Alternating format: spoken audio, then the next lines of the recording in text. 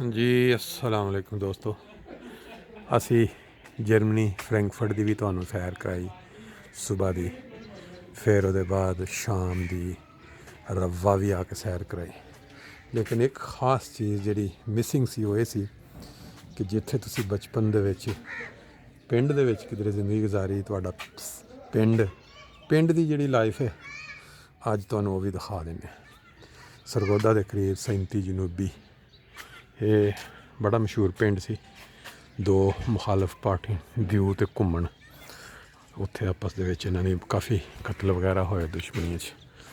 ਅਤੇ ਇਹ ਕੋਠੇ ਦੇ ਉੱਤੇ ਤੁਸੀਂ ਦੇਖੋ, ਇਹ ਰਿਵਾਜ ਜਿਹੜਾ ਪਿੰਡਾਂ 'ਚ ਛੱਤਾਂ ਦੇ ਉੱਤੇ ਕਮਰੇ ਬਣੇ ਨੇ ਔਰ ਉੱਤੇ ਚਾਹ ਪੀਆਂ, ਇਹ ਨਾਲ ਮਸਜਿਦ। ਬਹੁਤ ਬਚਪਨ ਦੀ ਸਾਨੂੰ ਯਾਦ ਹੈ, ਅਜ਼ਾਨਾਂ ਦੀਆਂ ਆਵਾਜ਼ਾਂ ਆਉਣੀਆਂ ਕਰਨੀਆਂ।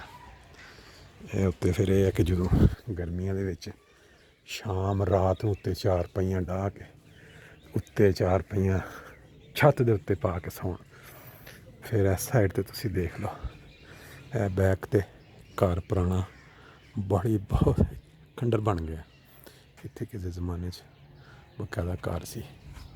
ਇਸ ਤੋਂ ਪਿੱਛੇ ਅਗਰ ਚਲੇ ਜਾਈਏ, ਇਹ ਘਰ ਬੜਾ ਮਾਡਰਨ ਟਾਈਪ ਦਾ ਵੀ ਹੈ। ਪਿੰਡਾਂ ਦੇ ਵਿੱਚ ਬਾਅਦ ਲੋਕ ਜਿਹੜੇ ਬਾਹਰ ਨਿਕਲ ਜਾਂਦੇ ਨੇ, ਉਹ ਫਿਰ ਆ ਕੇ ਤੇ ਮਾਡਰਨ ਕੋਠੀਆਂ ਬਣਾਉਂਦੇ ਨੇ। ਸਾਰਾ ਤੁਹਾਨੂੰ ਉੱਤੋਂ ਨਜ਼ਾਰਾ ਦਿਖਾ ਦਿੱਤਾ, ਜਿਹੜੀ ਪਿੰਡਾਂ ਦੀ ਲਾਈਫ। ਹੁਣ ਤੁਹਾਨੂੰ ਥੱਲੇ ਵੀ ਜਾ ਕੇ ਕੁਛ ਦਿਖਾਉਂਦੇ ਹਾਂ। ਨਲਕੇ ਵਾਲਾ ਪਾਣੀ, ਨਲਕਾ ਚਲਾਓ ਤੇ ਪਾਣੀ ਫਰੈਸ਼ ਜ਼ਮੀਨ ਦਾ ਲਓ। ਲਓ ਜੀ ਚੁੱਲ, ਇਹ ਵੀ ਸ਼ਾਇਦ ਕਿਸੇ ਜ਼ਮਾਨੇ 'ਚ ਕਿਸੇ ਨੇ ਲੋਕਾਂ ਨੇ ਦੇਖੀ ਹੋਵੇ। ਬਾਲਣ ਦੇ ਨਾਲ ਚੁੱਲ ਚਲਾ ਕੇ ਤੇ ਹਰ ਚੀਜ਼ ਬਣਾਓ। ਇਹ ਰਿਵਾਜ ਪਿੰਡਾਂ ਦਾ ਖਾਸ ਇੱਕ ਮਖਸੂਸ ਚੀਜ਼। ਔਰ ਫਿਰ ਉੱਤੇ ਘਰਾਂ ਦੇ ਪਿੰਡ ਵਿੱਚ ਛੱਤੀਆਂ ਦੇ ਉੱਤੇ ਬਰਤਨ। ਇਹ ਸਿਸਟਮ ਜਿਹੜਾ ਹੈ ਤੁਸੀਂ ਦੇਖੋ, ਨਲਕੇ ਵਾਲਾ ਕਿਹੜਾ ਸਿਸਟਮ।